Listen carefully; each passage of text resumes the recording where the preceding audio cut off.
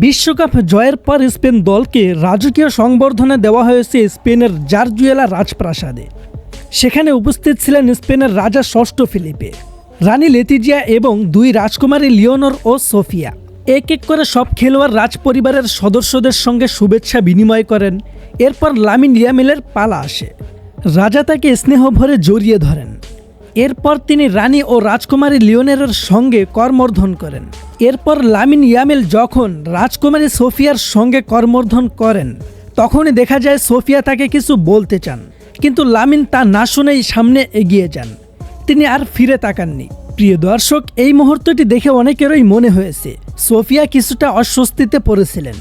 ঘটনাটির video সামাজিক যোগাযোগ মাধ্যমে ছড়িয়ে পড়ার পর এটি নিয়ে নানা ধরনের আলোচনা শুরু হয়েছে। তবে লামিন ইয়ামাল ইচ্ছা করে এমন করেছেন কিনা সেটি নিশ্চিতভাবে বলা যায় না। অনেকেই মনে করছেন হয়তো অনুষ্ঠানের ব্যস্ততার কারণেই তিনি থেমে কথা বলতে পারেননি। বর্তমানে লামিন ইয়ামালের ব্যক্তিগত জীবন নিয়েও ভক্তদের আগ্রহ রয়েছে। বিভিন্ন গণমাধ্যমে দাবি করা হচ্ছে তিনি স্প্যানিশ ফ্যাশন ইনফ্লুয়েন্সার গার্সিয়া সান্তোসের সঙ্গে সম্পর্কে রয়েছেন। তবে এই বিষয়ে আনুষ্ঠানিকভাবে কোনো নিশ্চিত তথ্য প্রকাশ করা হয়নি। প্রিয় দর্শক, এই বিষয়ে আপনাদের মতামত কি অবশ্যই আমাদের কমেন্ট করে জানাবেন।